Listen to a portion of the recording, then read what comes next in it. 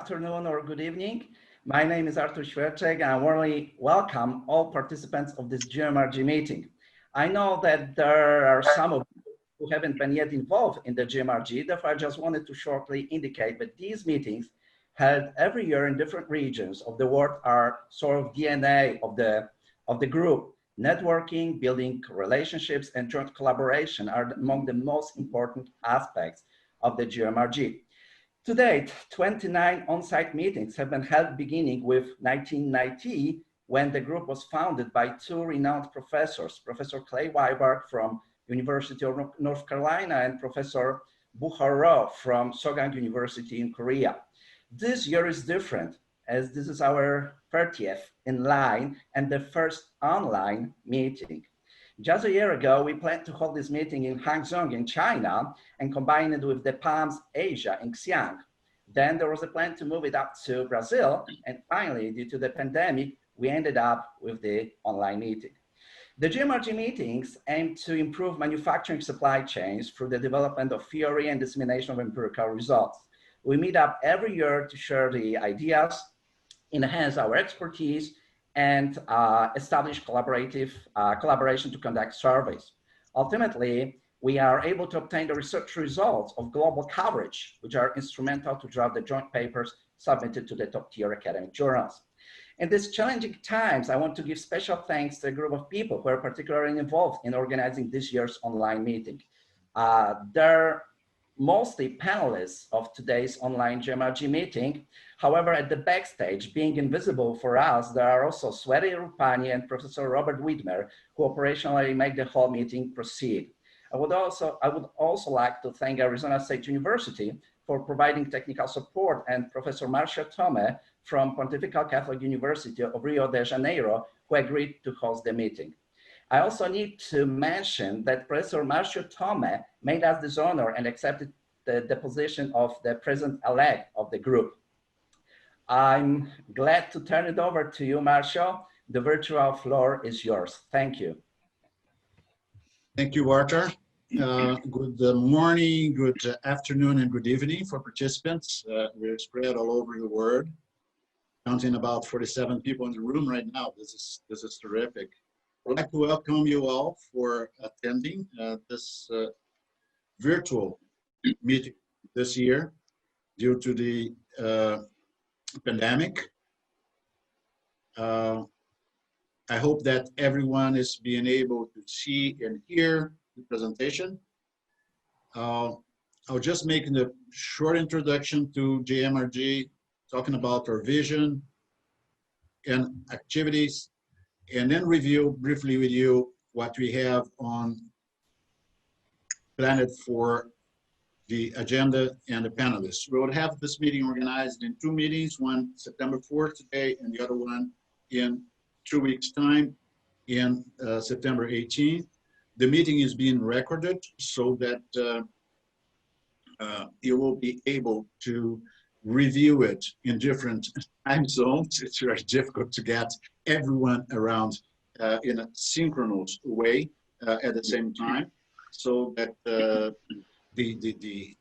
all the presentations would be available for all. So just getting through the next slide, we'll be able to review our past history. Just briefly reminding what Artur just told us. It was funded in 1980 by two university professors, Professor Clay Weiberg from North Carolina University and Buchar Rho, I hope I'm pronouncing correctly his name, from Sogang University in South Korea. And the vision of the GMRG is to share ideas, results, and concepts with research colleagues and manufacturers and manufacturing executives around the globe. And we aim to strengthen the linkage between research and practice.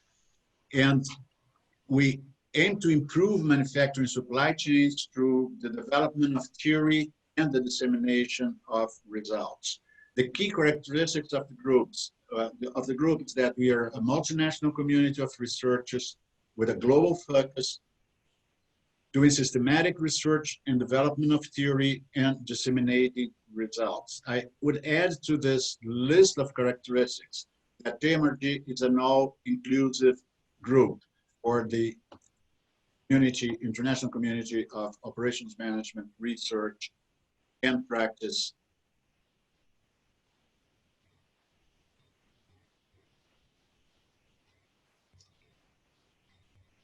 In basic activities for the global survey is the survey itself. We're going to the 6th round of GMRG, which is a survey on manufacturing practices conducted approximately every 5 years. The annual GMRG conference has this location rotating across global regions. It was planned for China, then moved it for Brazil, and now it's being hosted everywhere on the cloud due to the pandemics. And it aims to promote ongoing collaboration among practitioners and academic collaborations. The agenda and the panelists for the September 4 and the 18th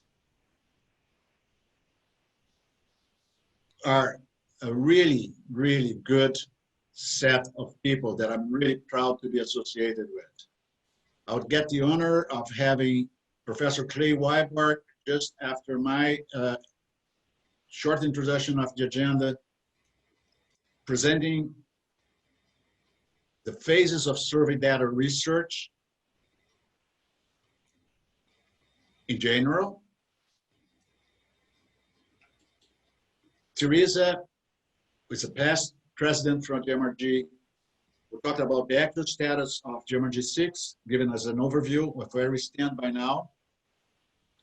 Roger Moffrey will be explaining us where we stand with an overview of data collection by country and what are the strategies for data sharing.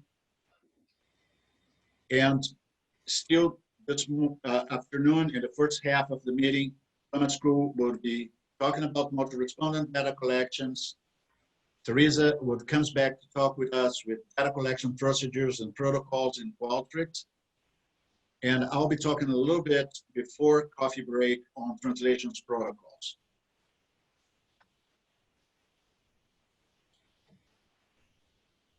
We resume at 10:20 Phoenix time, 6:20 London time, 1:20 a.m. Beijing time, talking about the modules of the survey.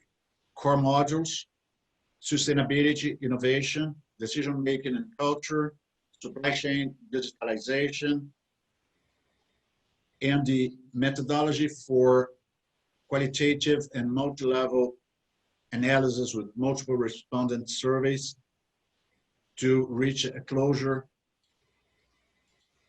by the end of those presentations.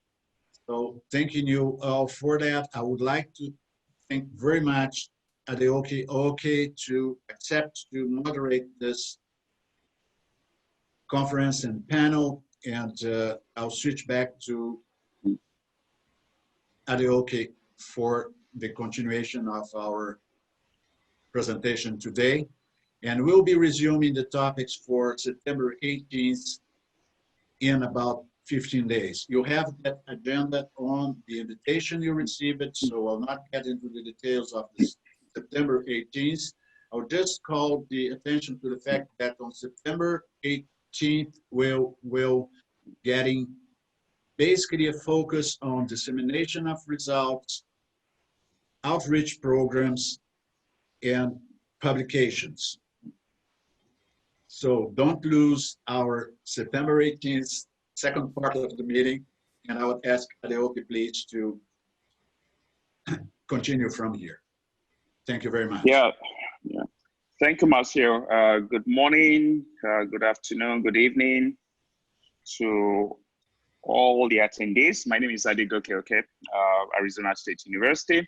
It's my pleasure to welcome and to introduce Professor Clay Weibark, one of the founders of GMRG to proceed with the very first presentation on phases of survey research.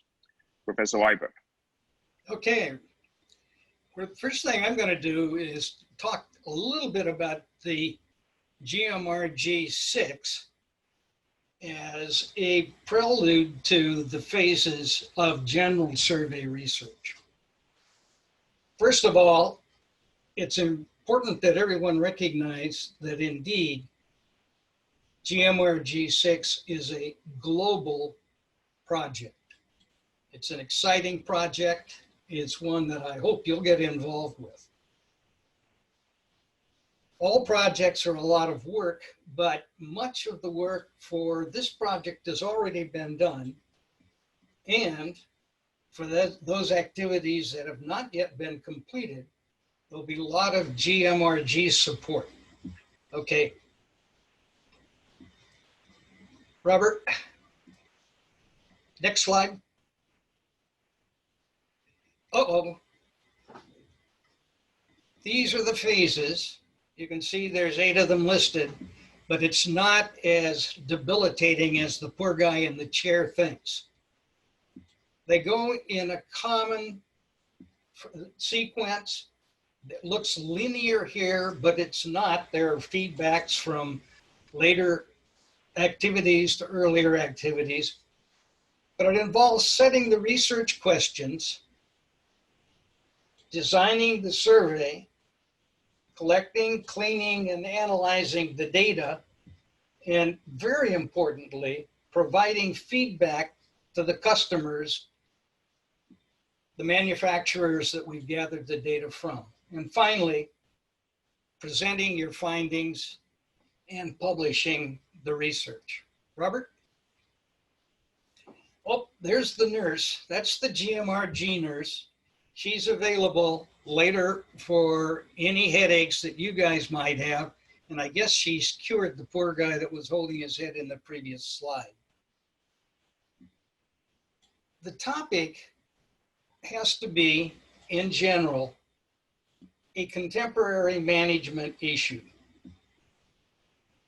But to get publications, it needs to be of academic interest, and that requires a literature search. For GMRG 6, these have both been accomplished, and they've been done very professionally. Robert? Now, this is just a bad joke. Hen and chicks. The design of the GMRG 6 survey is a core set of common questions and selectable modules. What's important here is that they're theory-based, and the GMRG team has designed them to be friendly to the referees. That is, they took into account some of the referee concerns that have recently been raised about survey research. Robert? This, imagine that the forward-backward translation and pilot testing is in green. I'll explain that in a moment. But it's clear that translation is something that needs to be done in the field. And we recommend forward translation, i.e. from Swedish to English, and then a backward translation from the Swedish version into English, and then a YouTube video of the giggling that occurs after that. Pilot testing of the survey has to be done in the field again.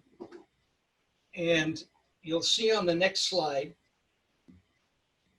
that's why I ask you to think of green. The green color here was not inserted to keep you awake, although I hope it's working. The survey methodology is substantial. There are internet methods available, and GMRG 6 has a internet survey that's been developed on the Qualtrics platform, although there are others, as you can see here. Important in the data collection, though, is something that the GMRG group really supports, and that is regional teams from different institutions that collaborate in gathering the data. Robert? Oops, get out the trash bin. It's amazing. Our experience has shown that regardless of how tightly and exquisitely the instructions are given, errors creep in and devious stuff happens. Data cleaning is a critical part of the process. That includes making sure the units are appropriate and the sums are correct. It's amazing to me how many responses come back with percentage responses that don't sum to 100. Robert? Finally, data analysis. And don't use that tool that guy's bringing unless you've got a bad problem with your eyes. But clearly, appropriate tools are important and they need to be focused on the issue in the project. This is not a place to demonstrate your statistical skills.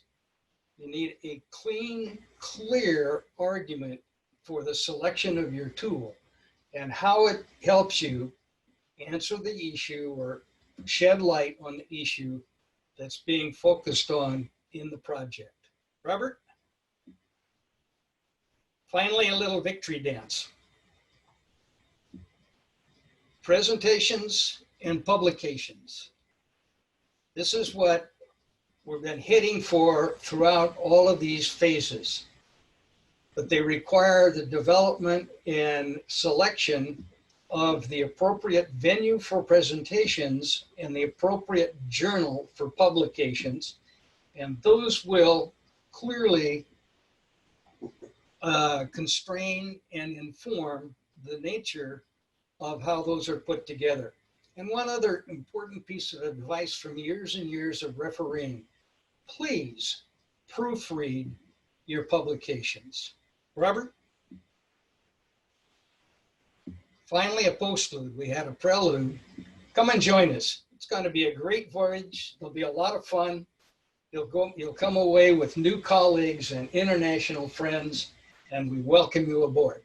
Thank you. Thank you very much, Professor Weiberg. Interesting as always, for taking us through the phases of research and for reminding us all how to actually conduct good research. I will hand over to Professor Betts now, Teresa Betts, also a past president of GMRG, and she's going to be talking about the actual status of GMRG 6 as it stands, generally an overview of what GMRG 6 is all about. Teresa.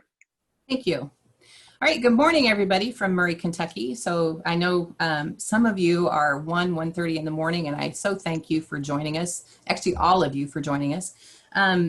I'm going to go ahead and just give a quick overview of where we're at with the survey, and I'm going to do it by looking at kind of the 5 stages of survey design. So stage 1, if we can go ahead and flip to that slide, I'm just going to kind of move through this relatively quickly. Survey design and preliminary planning. These activities have been completed already. So we've identified the research problems and the questions that we're going to look at. We've designed the survey. We've drafted the sampling plan. We've looked at the questionnaire outline, and we've developed a preliminary analysis plan and reporting outline. And then on stage 2 is kind of where we're at now. So we've talked about the sampling frame and what that's going to look like. We've prepared the pretest questionnaire, and it's available in both Qualtrics to submit via email and a PDF format so that you could collect via a manual process or a hard copy process. We did go out to internal and external reviewers in June of 2019. We took their feedback and we revised the questionnaire based on some of the feedback that we received, and we completed that in July of 2019. After that feedback, then in the winter of 2019 into January, February of 2020, we worked on the Q-sort process of new measures. And then we revised those measures based on the Q-sort results in the spring of 2020.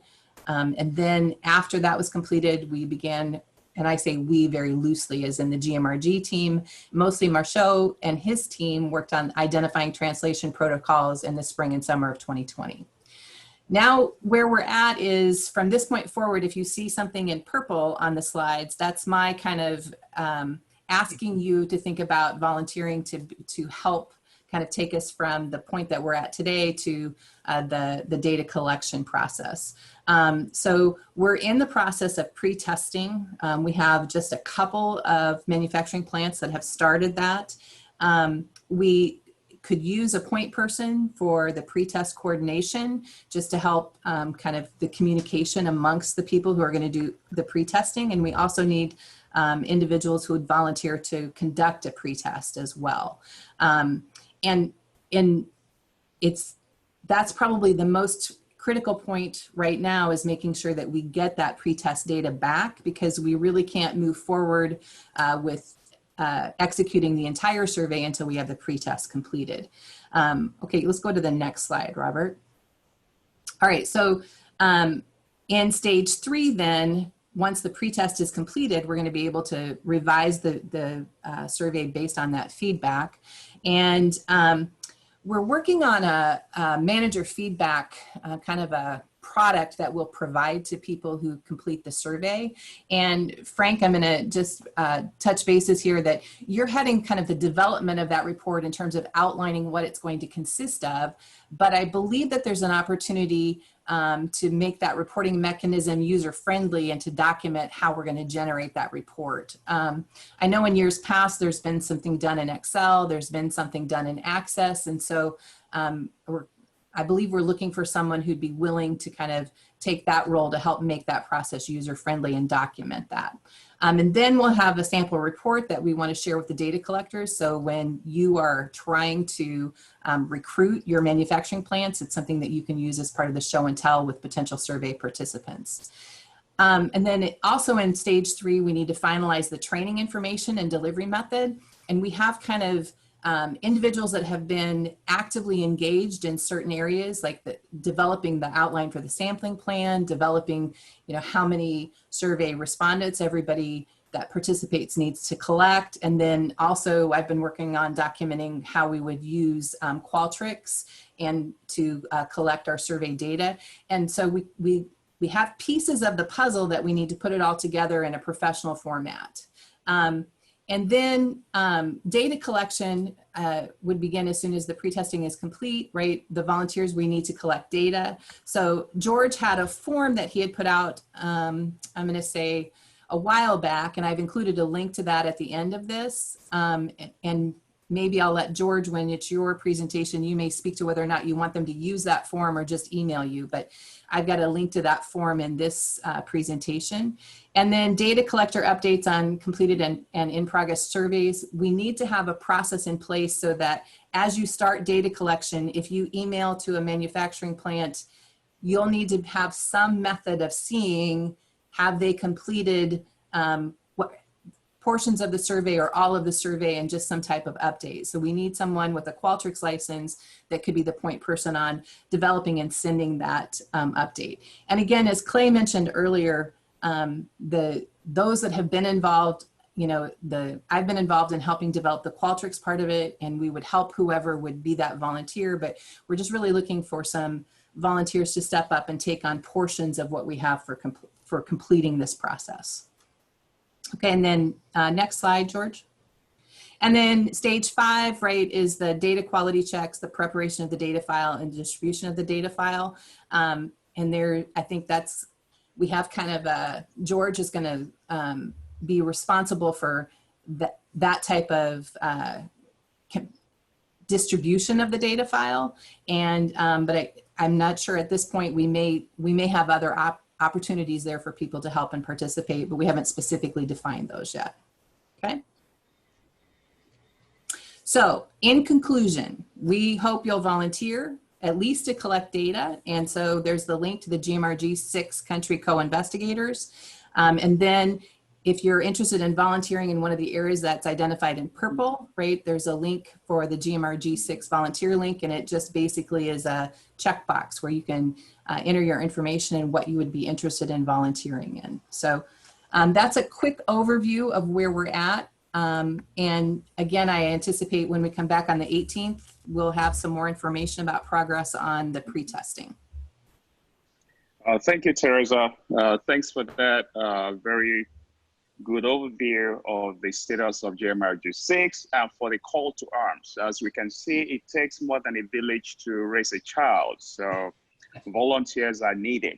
We're going to move on to George.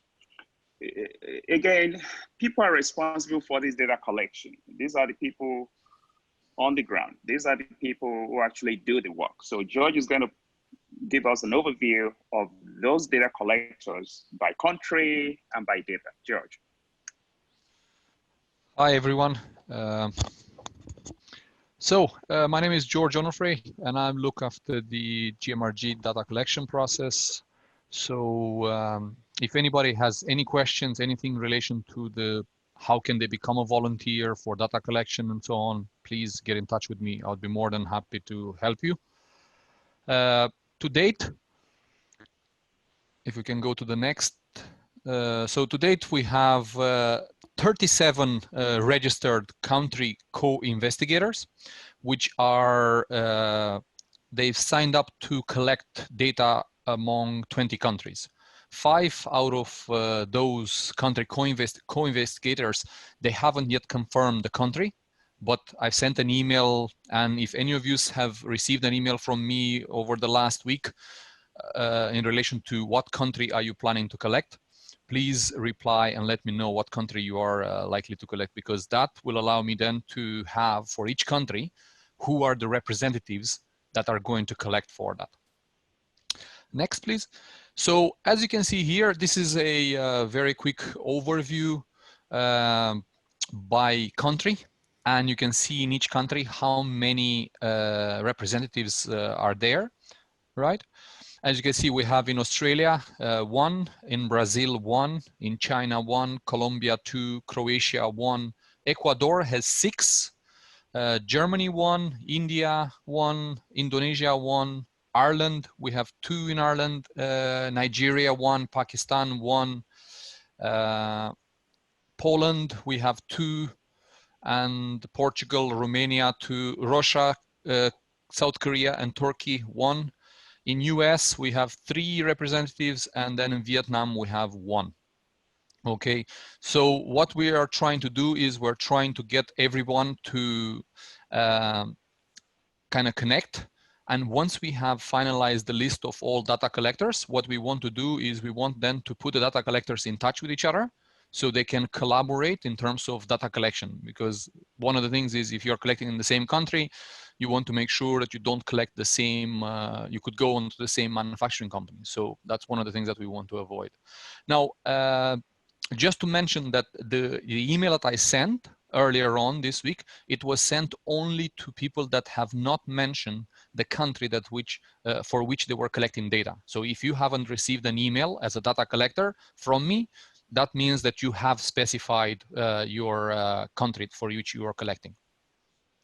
Now, very important for us in terms of the data collection process is to kind of make sure that, as you heard earlier on, that you get involved as much as possible with our process and also with our seminars and the training seminars, because you can see from a CCI role, mainly we need to look at survey translations. And one of the things it is that from my discussions with various coordinators, they were saying that they are going to use the English version of the questionnaire. However, there are certain countries that might require maybe a different language to be translated in.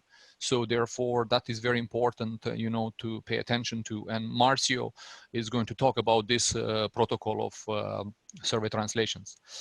Obviously, we're looking to in the questionnaire, and you'll see, if you haven't seen yet a draft, we're trying to collect multiple points of data as well. And we want as well the CCI to be involved in the data interpretation. So obviously to make sure that the data is accurate, that we don't have missing values and so on. So that's one of the points that Teresa raised about having somebody who would work with Qualtrics to check the progress. Because once you send a link, right, to a company, you have no idea whether the company has filled it in or not. So that's very, very important. However, if you prefer to use the hard copy, that as well is an alternative where you can use, you know, a printed version, and then you go online yourself and you fill in the actual response as per the data that you receive from the company. So we tried as much as possible to accommodate different roles with the CCIs of data collection. Now, a very important element for us is the actual data collection process in terms of what are the requirements for each data collector within each country. So we set a threshold of 30 responses per country. So if you are a data collector from one particular country, the minimum required is 30 in order to get access to the full GMRG data. Okay. Now, if in a country we have multiple data collectors, then what we want is each individual to have collected a minimum of 10, and then cumulatively they would have a minimum of 30. Okay, so if you are 2 members in a country, then 15 and 15, if you, let's say, if you agree on that number, then you have a minimum of 30 that you reach in order for you to get access to the full GMRG data. It's very important for us to have that, because, I mean, if you collected data in GMRG4 and GMRG5, for example, you know the effort that you put in, and it's quite intense and it's quite difficult. You know, it's a challenging process.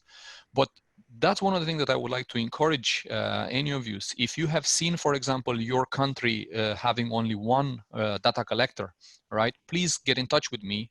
And if you want to collect data as well, I will send you a link that you can click in, and then you can register your details. And Teresa as well, I think she put the link, and that link is the one that collects all the data from you with regards to the country co-investigators.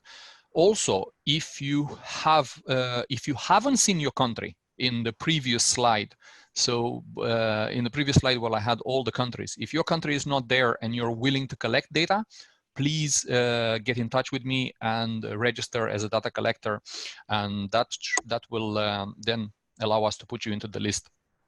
Now, another thing that I wanted to mention in the previous slide, Robert, one of the things is the data sharing and publishing. What we wanted, because again, the effort that people put in and so on, we wanted to make sure that the data is protected and the data is being used only by people who are actually involved in the data collection process. You know, they're involved in the gathering of the responses. So data sharing and publishing is prohibited unless at least one of the CCI is a co-author on the particular publication. So this is what we wanted to make clear from the very, very beginning to all data collectors, that we will protect the data to make sure that nobody gets their hands on the data and they use it then for publications. So it will be only data collectors that have access to the data, and then any sort of publication that will be using GMRG data, it must have at least one of the CCIs as a co-author. So that's why it's very important for you to register as a CCI with us. Okay, because if you are a registered CCI, then you can use the data later on. Next. So, as I mentioned, if you or your colleagues are able to collect data in your or maybe other countries, and you would like to know more about becoming a GMRG CCI, please contact me at george.onofre@ucd.ie. And I will provide you with a short kind of one-page overview of the data collection, and also with a link where you can click and register your details. Any questions you have, just please let me know, and I'll be more than happy to answer them. Thank you. Thank you very much, George, for that detailed overview of the data collection protocol. At this point, let me just remind all the attendees, if you have questions, please use the Q&A function, and we'll try and answer the questions. Anyone that we cannot answer, we'll push the questions to the next meeting. And I must also say that the presenters have been doing a great job of keeping to time. So that's good to see. Let's keep this up. It's my pleasure to introduce the next speaker, Professor Call, a friend and a colleague. He's going to talk about multi-respondent data collection. As we all know, the bar for survey research is getting higher and higher. So this is one of the ways by which we can start to think about scaling that bar. Tom. Thank you, Goki, and thank you for reminding me that I have to stay on schedule. All right, so hello everyone. Thomas Call, Arizona State University, and it's been my pleasure to be working on the GMRG 6 for quite some time now. And I mean, just want to hats off to everybody. It's just so nice to see this coming to fruition from a meeting from so long ago in Melbourne when we just started thinking about this. So what I'm going to talk about, I have a few presentations, so you're going to get thoroughly bored of me by the end of this. I will be talking right now about a little bit of complications with this particular survey construction.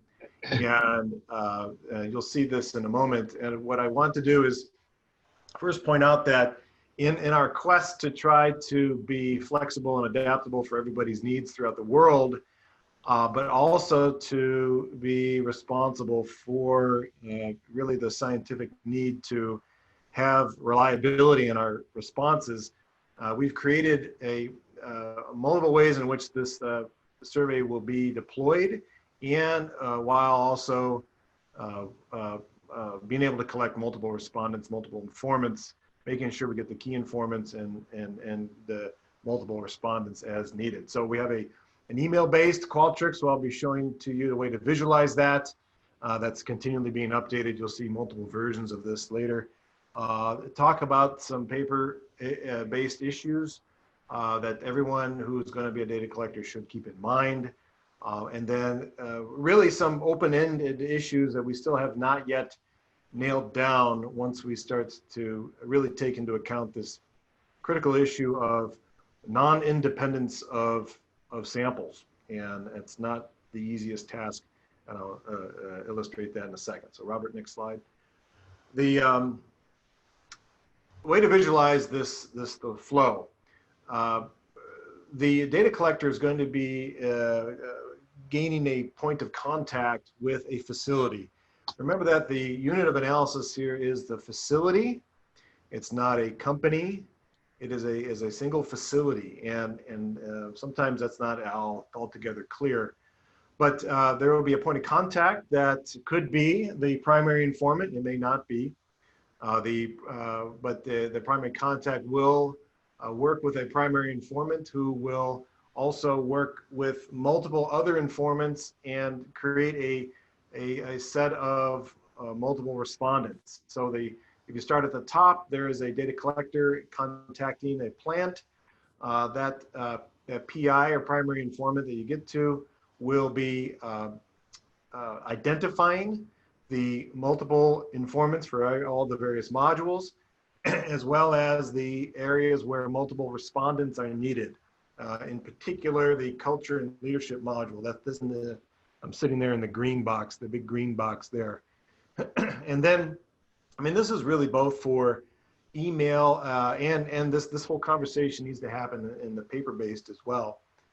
There's a bit of upfront work on identifying all the various, essentially a team of people at the facility that are needed. You'll notice later, if you receive the survey, it's quite long, and we fully recognize that. That's why we've dropped the number of facilities down to 10, as well as we tried to break up the data collection.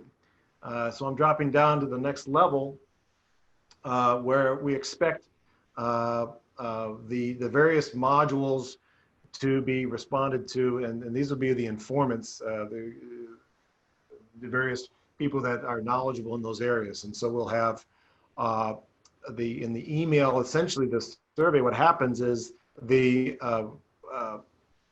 information gets transmitted electronically to the various people, and Teresa can explain this in more detail, but gets transmitted electronically to the various individuals who are the key informants or key respondents. And so as it cascades down from the green to the dark blue through the various modules and down into within the modules where multiple respondents are needed. And through this cascading effect, we are trying to capture the data in a rigorous way, in a reliable way. So next slide, please.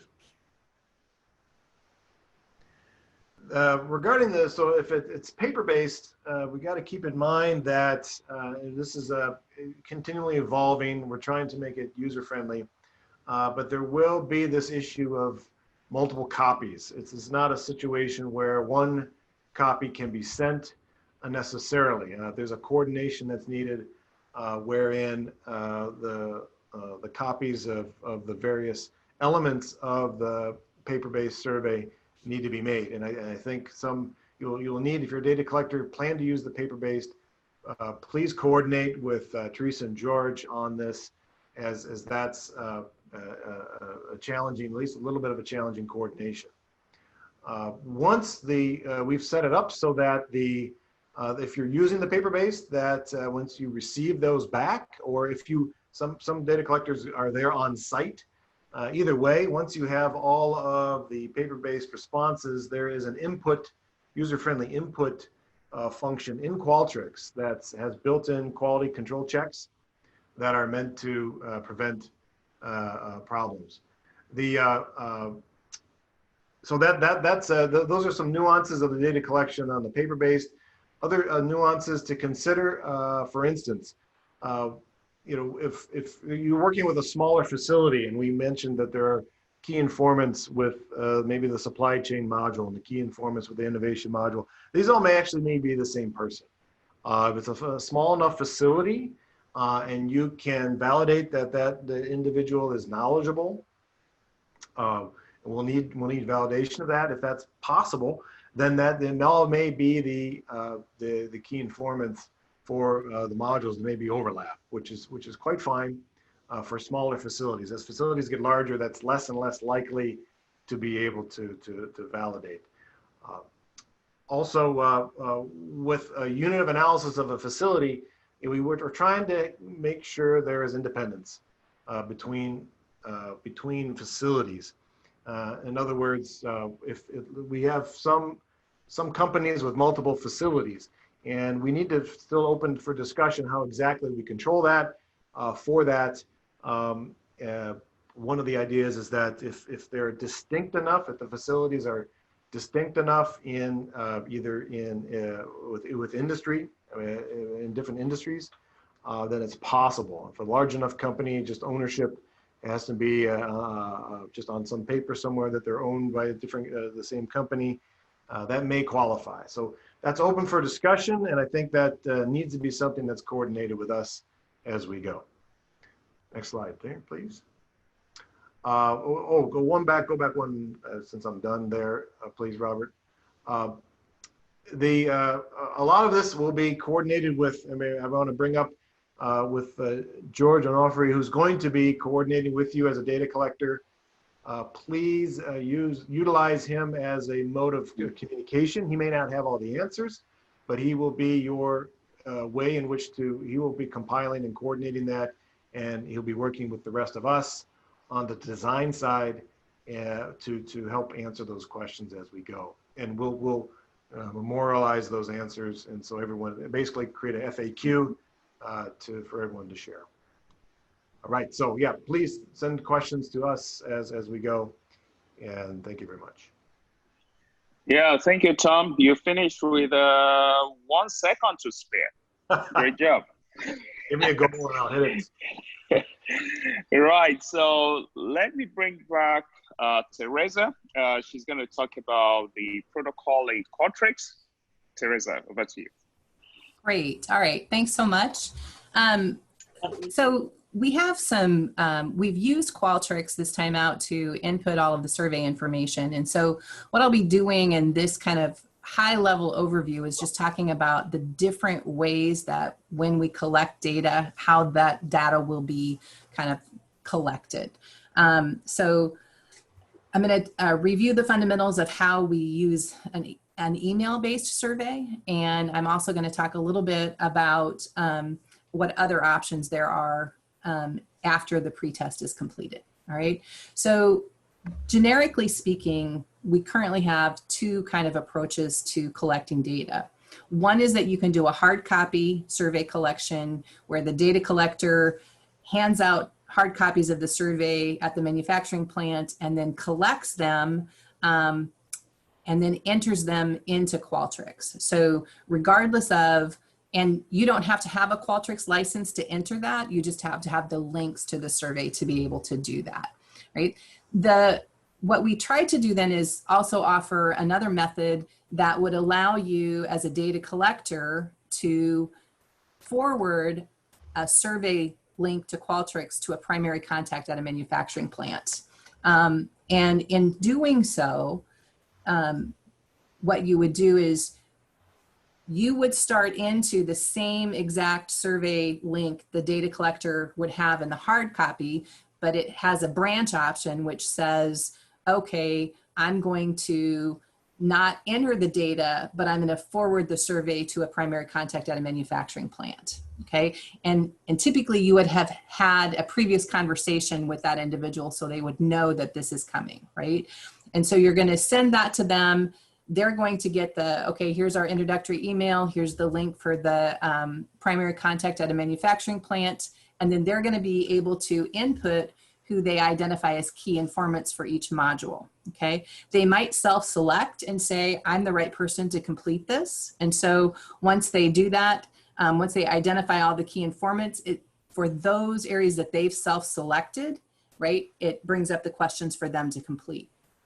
Once they complete the survey, and there's kind of a key point that is a little bit of a sticking point in Qualtrics, they have to complete the survey before their survey links will be forwarded out to the key informants that they've identified.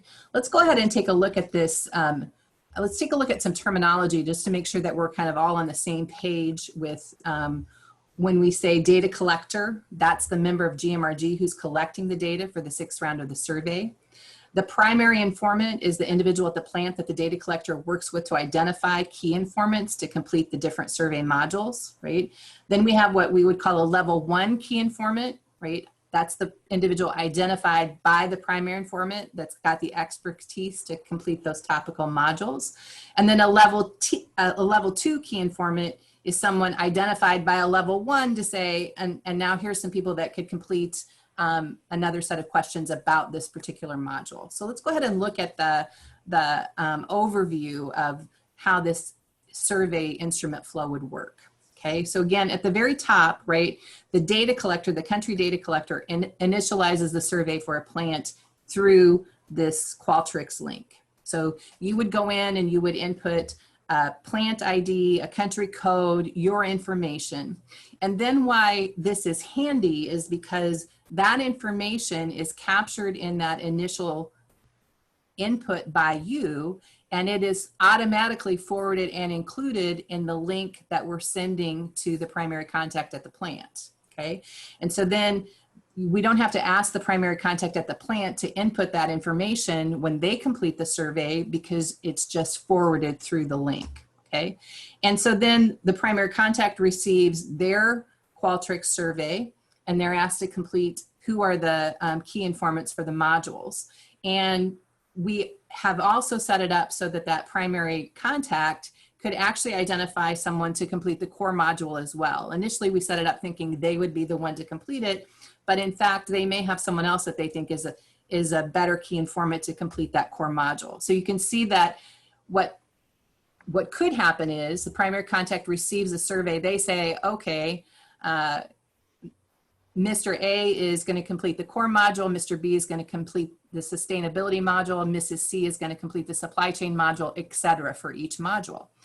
Once they input their email information and they complete the survey, it will forward out a link to just that particular module to that person with an introductory email that says the primary contact's name and says, has identified you as a key informant for completing this module. Here's the survey link in Qualtrics.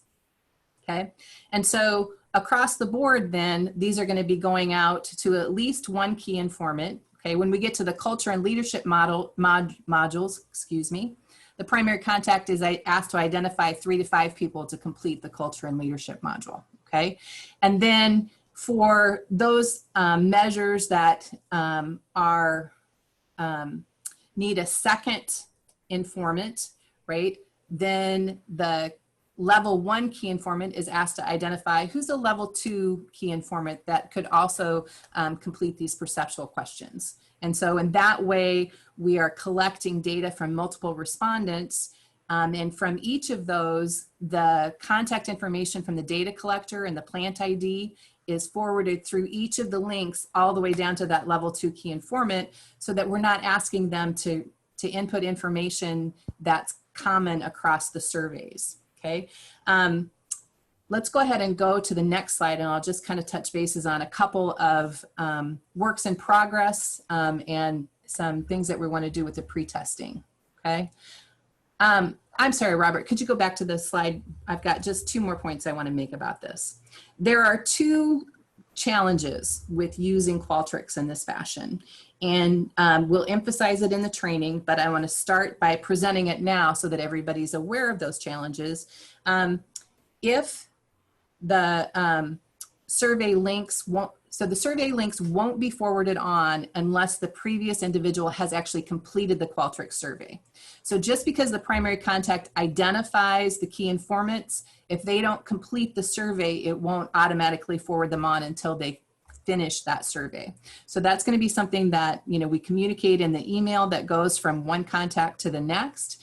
But if we're having if we see that we're having a gap where it's gotten to a certain point and not completed, it may be that that person hasn't ended the survey in order for it to trigger Qualtrics to go ahead and forward those emails out. The second aspect of it is that the information that we're going to forward on can't have any blanks in it. So when I ask for the country data collector name, it needs to be, I have a slot for first name and a slot for last name, right? And on the instructions, it says if there's a blank, make sure that you put an underline in place of the blank, because if we don't do that, that data won't be forwarded and it will actually break the link in terms of forwarding that on. So again, that's going to be key things that we want to include in the training, but I just want to, again, to bring up those challenges early on so that we can make sure that we're addressing those. All right. And then the last slide that I have on this, right, what we're going to do is we're going to be talking about some options that we'll have in the future once the pre-test is complete, all right?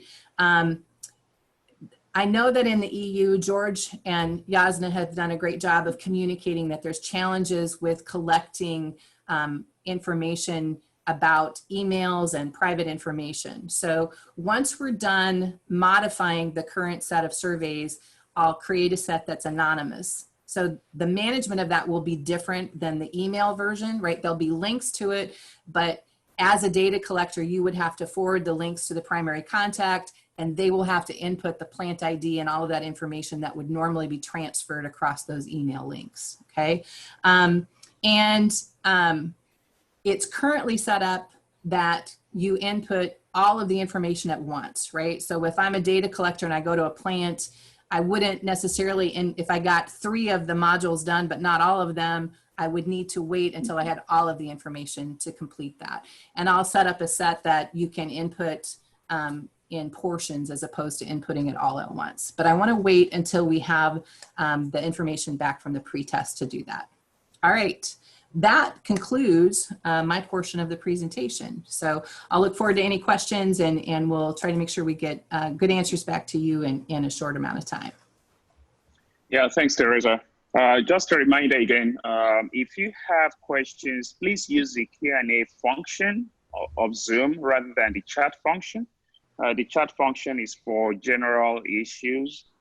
So we're going to move on to, so we have one outstanding question under the Q&A. I believe Tom is already answering that. We're going to move on to the last presentation before the virtual coffee break. And this is going to be by Marcio. Wouldn't it be good if we all spoke the same language? You know, I mean, like native language, say Swahili. Well, that was meant to be funny. Well, anyway, with this kind of thing, we have to do back and forth translations. And this is what Marcio is going to talk about. Marcio.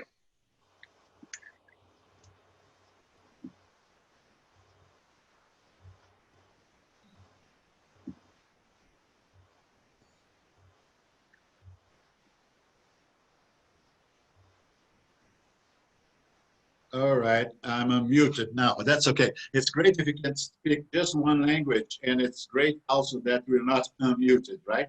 So that we can be heard. Let's talk a little bit about the translation protocol for GMRG. It's a very well-known issue on cross-cultural research that we do need not only to translate words, but also sometimes to translate concepts altogether. So the purpose here of the short presentation is to recommend the translation protocol for the GMRG 6 round. Looking into the translation for the source language, which in our case here is the English questionnaire, to target languages. So please, Robert, thank you for the next one. If I'm going from an ascending order of rigor into the translation process, I can do just a forward-only translation. I take it from English to, let's say, Spanish or French or Greek. I can also, in a second step, forward do a testing of the forward translation in the field. The third more rigorous aspect would be to back translate it to the original language. The first one will be to back translate and also do a monolingual test. We know that monolingual population have different perception and understanding of concepts than bilingual population. When you learn a foreign language, you also learn some concepts and some behaviors from the foreign language. So on the fourth step, we say that we should at least do a field test after the translation with the monolingual population to which we will be applying the survey. The fifth level will be a back translation with a bilingual test, and the most rigorous approach will be to do a back translation with a bilingual and a monolingual test, which we do acknowledge as being very cumbersome and time consuming.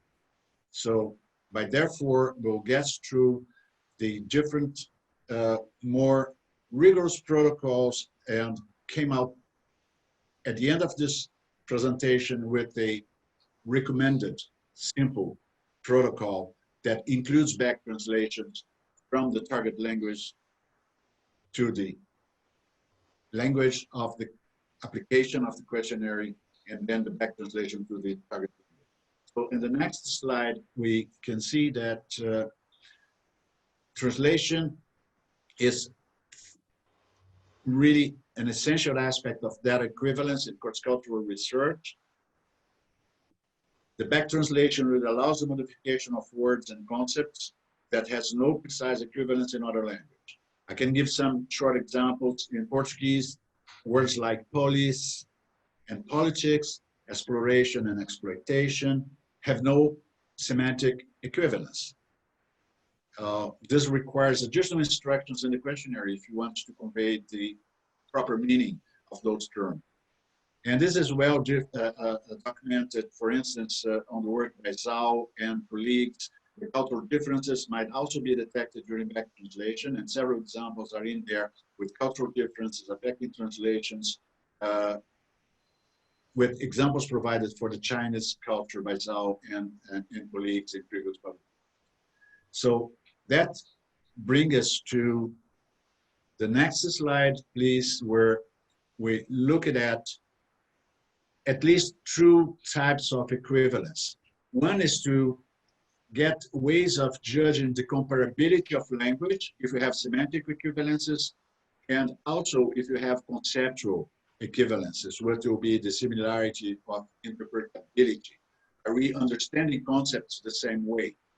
That goes a little bit beyond of understanding the wording and the semantic equivalence. So there is a scale proposed in previous work by Sperber that help us to measure out if we have comparability of language and comparability of concepts between the related work and the target and the original language questionnaires. Next, please. Thank you, Robert. If I looked into this process of back translation, we started at the square at the left from the source language to the target language. And then we have the back translation. It is important that the back translation is done by someone that don't know the original source language questionnaire. So in case of the Portuguese language for the Brazilian Portuguese questionnaire, the ones that translated from English to Portuguese were not the same ones that translated back from Portuguese to English. And we made also sure that the ones that translated from Portuguese back to English didn't know and it had access to the original questionnaire. When you get the back translated version, you check for comparability and similarity. And if you reach comparable and similar terms and concepts between the two questionnaires, then you go for the field test with the monolingual population. If not, you get back to work on your target language questionnaire until you have something that don't show a lot of discrepancies from comparability and similarity. Then you go for local pretest with monolingual population and check for questions or answers discrepancies. And when you finally don't have question or answer discrepancies on your field test with the monolingual population in the country of application, then you say you're ended with your translation and pretest of translation protocol. Next, please, Robert, then let us suggest a minimum standard with the steps for quality translation and GMRG survey. First, I think we should hold to the techniques of back translation. It seems to us, based on what we could test and see in those first phases of GMRG 6, that just translating from the original language to the target language would not suffice. It's not sufficient to just do forward translation. We should also see for and report equivalence for comparability and sensitivity, both for wording and comparability and sensitivity for the meaning of the concept. As much as possible, single translators should be avoided. And we could think in terms of working forward and back translation in small committees of 2 to 5 experts each in each country. And to undertake, which is the 4th step, a 2-phase pretest of the final instrument. First, with a small committee of academics, industry experts, or practitioners that can get a first reading of the translated questionnaire, and second one with the monolingual population target language. And finally, for the second phase of pretest, follow accepted guidelines for sample size based on the expected probability of occurrence of problems in the translated questionnaire. In other words, to get a sufficient number of questionnaires tested with the monolingual population to which the questionnaire will be applied in large scale later. It is very important that we pay attention to the quality of this translation and back translation process. Language and conceptual errors during the translation process are very challenging to spot after survey fieldwork or during the data analysis phases. In this context, we feel strongly that back translation should be mandatory for those that would be undertaking the translation of the GMRG 6 questionnaire to the target, from the original to the target language. And I think this will improve very much the quality of our cross-cultural research. So just for the next, I think this is the last slide I have. So Robert, thank you for going to the next one. And again, the next one, please. Thank you very much. And if you have questions, please just post those on our question and answer session. And we'll be looking forward to answer to your thank you, Adigo. Yeah, thank you very much, Marcio. That was great. So just to summarize, so far, we started by looking at an overview of the research process, and then we went into the detail, first of all, with the overview of GMRG 6 itself, and then the detail of data collection protocol and the tools for collecting data for the GMRG 6. In the next session, in the after the coffee break, we're going to go into the contents of the questionnaire itself. But before we do that, I'd like to remind you all that there is a poll that is live at the moment. Please complete the poll. And also, if you have any questions, any outstanding questions, please post under the Q&A function. There's a lot of detail being shared, so we can understand if you have a lot of questions. Okay, this is the time for coffee break. We should be back here in about 15 minutes. Brazilian time, 14:20.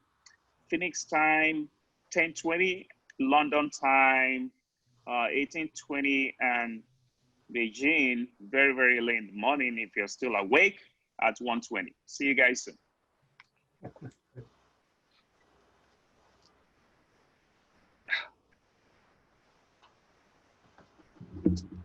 Oh boy.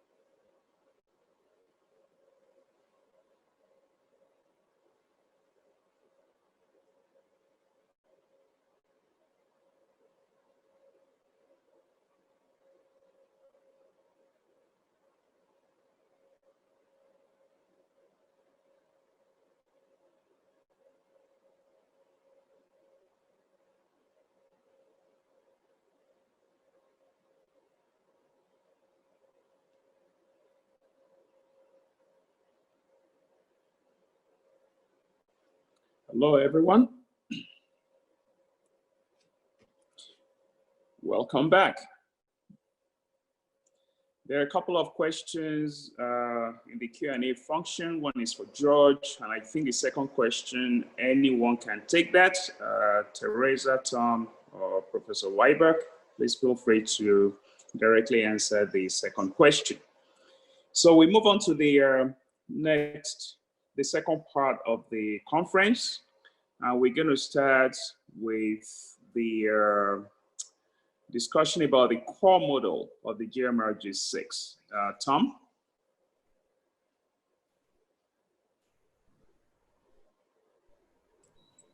All right. Well, welcome back, everyone. And this, just a reminder, these are, we have multiple modules. This is the way it's the GMRG 6, similar to other GMRG surveys in the past. And we deem these modules, each module be a required module. You know, a decision to make it in the past. We have had these optional. Now we'd like them all to be completed.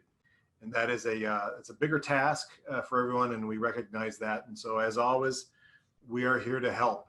The core module is meant to capture a lot of the contextual variables that are useful for control purposes, but also to capture the performance variables that you can use for some of your theoretical testing.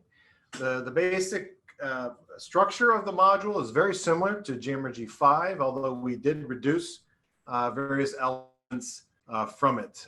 The conceptual model, as you can see from left to right, we capture how the priorities of the plant, how it's evaluated, and that is deemed to influence the strategies that are used throughout the human resource, protein manufacturing program strategies. All of those investments, whatnot, configurations are deemed to be following from what its are, which then in turn influence performance and overall probability. We capture that in various ways. Not all plants are measured the same way in what can be deemed financial success or financially viable. You'll notice at the bottom, we do capture contextual variables that are meant to, such as competition, environmental influences, industry, country, obviously plant attributes, and we also have culture and leadership that are expected to influence that as well. Next slide, please. Within the module, we have different blocks. The introduction block, just essentially capturing the basic contact information for follow-up purposes. The contact information is not for distribution, but that is held for internal control purposes.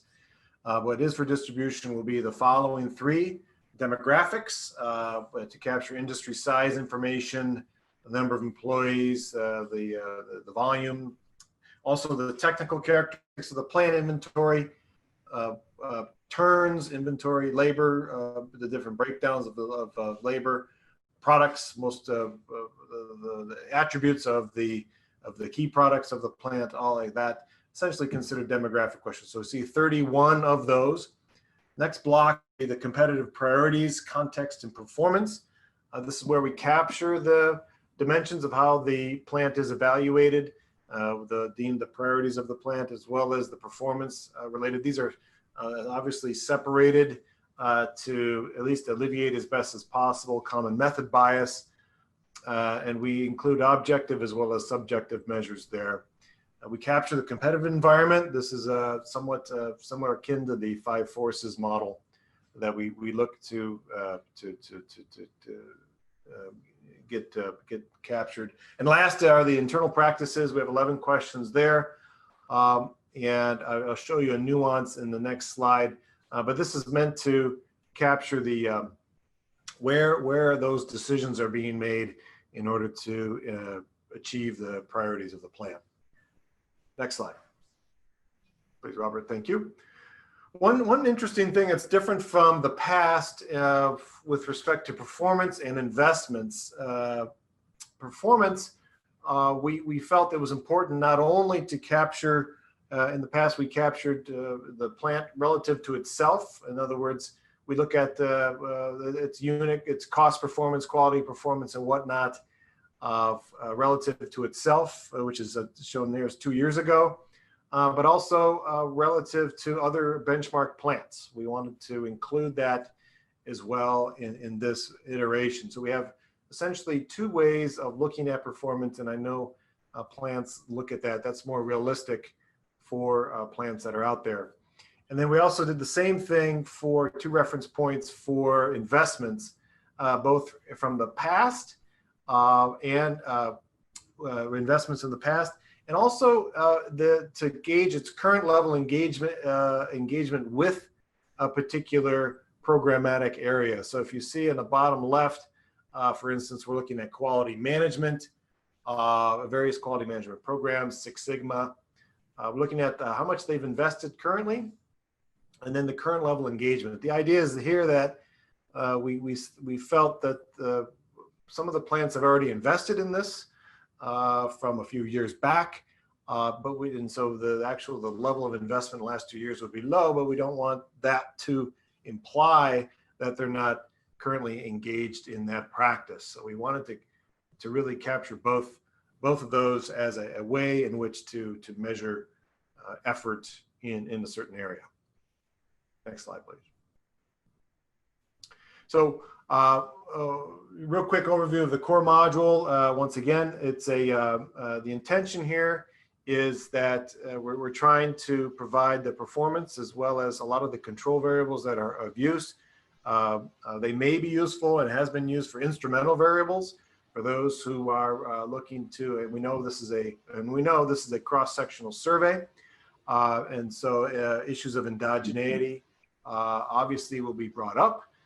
So we do see that the core module is useful for investigating and looking for instrumental variables, which we put in there multiple measures to capture different things, and so you can utilize it for that purpose as well. Last thing I want to mention here is that the core module and all the other modules, we intend, we're still trying to design this yet, we intend to have a auditing process. So very similar to any manufacturing plant that's not able to do 100% inspection. We deem that the information being gathered needs to have some degree of random inspection.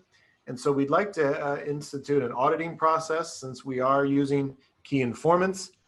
We'd like to do a random follow-up function. And we've discussed this, but like I said, we still need to nail down exactly how to do this.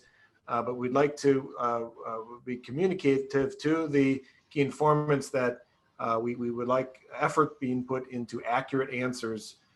We know they're informants, but we'd like them to put in the effort there.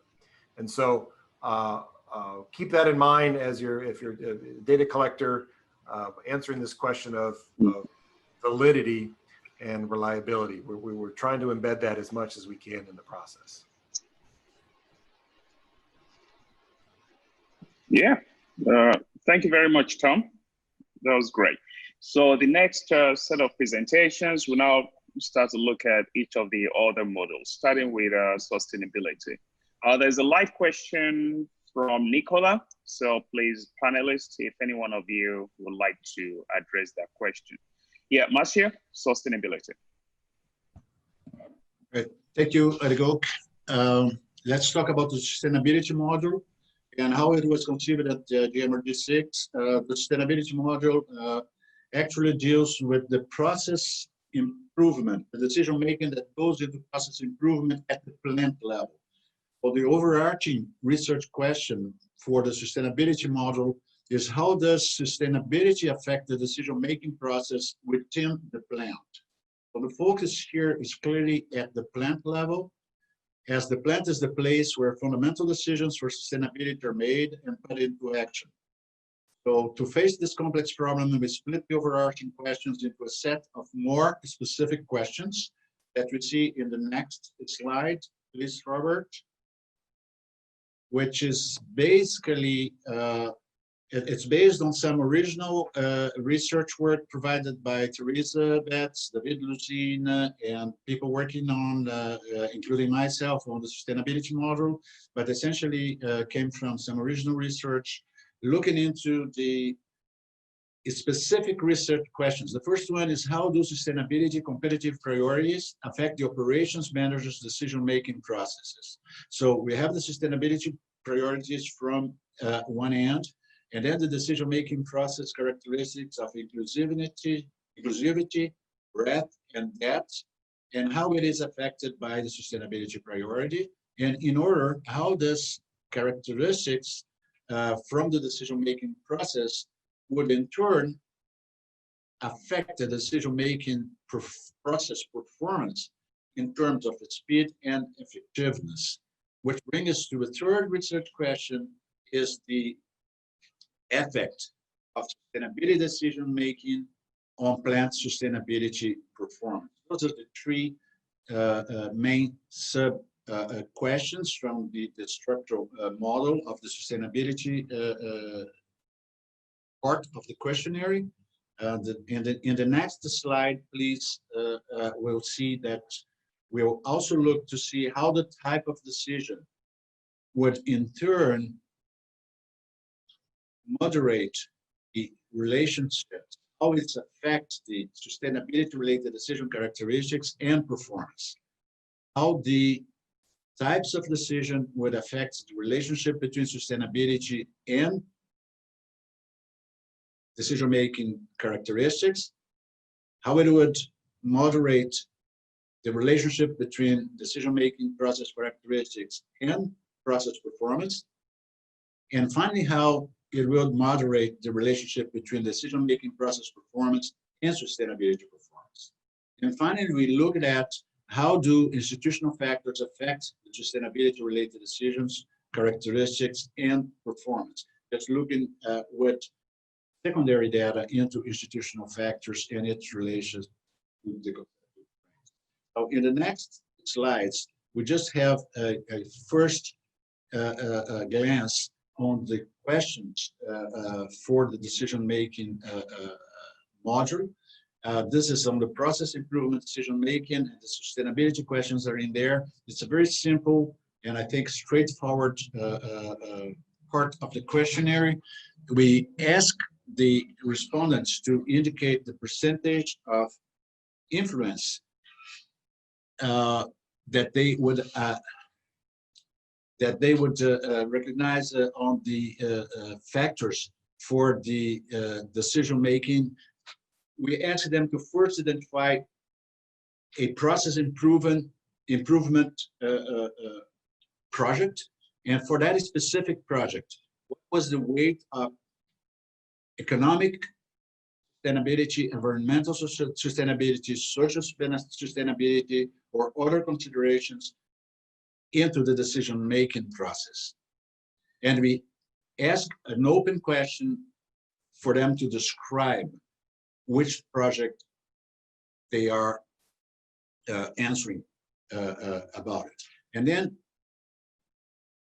SU3, the third question, just give us a perception on objective questions about which percentage of the total annual spending on improvement projects is this project that is being reported accounted for. So SU4 looked into the stakeholders' influence in the process. Next, please, using the Likert scales from 1 to 7. And then we looked into the characteristics of the decision-making process itself, looking into the breadth, the depth, the inclusivity of the process with SU 5, 6, and 7, and then finalize the module indicating, and this is common for the different modules of the survey, which department participated mostly in answering the module.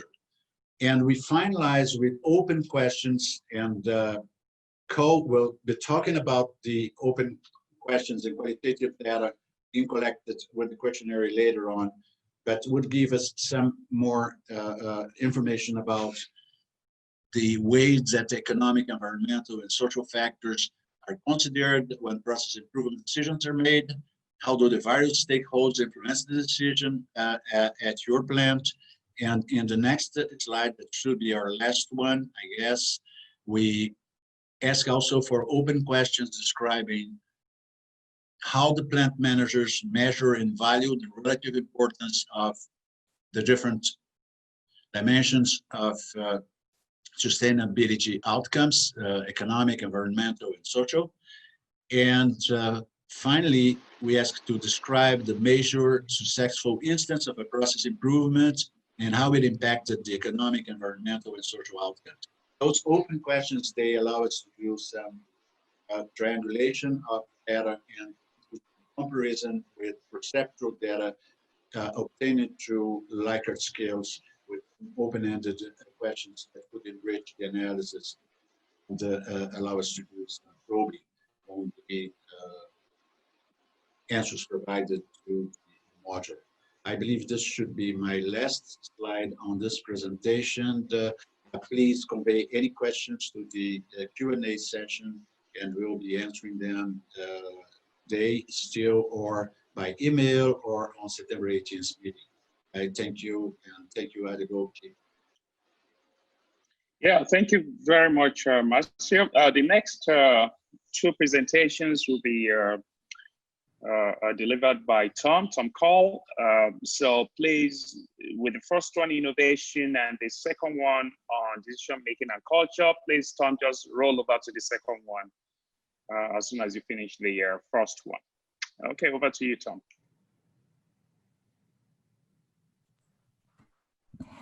All right. So the next module, Innovate, is the innovation module, and this was deemed to, we wanted to capture a interesting question that's been floating around. It's been kind of popular. We wanted to see if it really does exist in a manufacturing plant, and this is the notion of an ecosystem, or a network of actors, or a network of people who make manufacturing process innovations happen. This is not related to product innovations. This is related to process innovations. And we felt that that was more germane to the plant, something more relevant to the manufacturing managers and the people inside. But and we felt that this was it was a great idea. It was one of these ideas that you say, okay, it sounds very interesting, and let's do it. And then we realized, well, this is not really very easy to do. And in fact, both conceptually, this work is still evolving. But we did this intentionally. We knew that we wanted to capture something a little bit more difficult and a little bit more cutting edge that could capture the attention of the review panels that we will be submitting to. And by the way, we forgot to mention, and we should say this sometime before we leave. We will be having the chief editor, one of the chief co-editors of the Journal of Operations Management, coming on the next meeting and on the 18th. And we reached out to these editors, and also the editor for the empirical sciences side of it, JOM. The point is that we wanted their attention and we wanted their input into this process, and they feel strongly that we need to continue doing primary research, but we need to be doing interesting primary research. And so this is part of that push, and they're looking to support us in that push. So back to the innovation module. So on the right is the model itself, and we see that the plant priorities from the core module then will be influencing the MPI priorities, or those areas that are considered important as to why are they implementing process innovations. And those priorities, kind of internal to the innovation system, should drive both the investments, MPI investments, as well as the radicalness of the MPI project. We capture that in the module itself. And from that radicalness, this is where we think is the main driver for reaching into that innovation, we'll call it innovation network, both the internal people inside the plant and the external actors outside the plant that may be employed and tapped into for ideas and for generating interesting concepts and ways in which to solve problems. That innovation network, and I'll show you in a moment how we capture that, then drives, along with the MPI investments, the end performance of innovation, the innovation performance measures that we include both in the core and in the innovation module. Again, trying to alleviate a priori the common method bias that we expect may be present. So we do that internally to the survey design itself.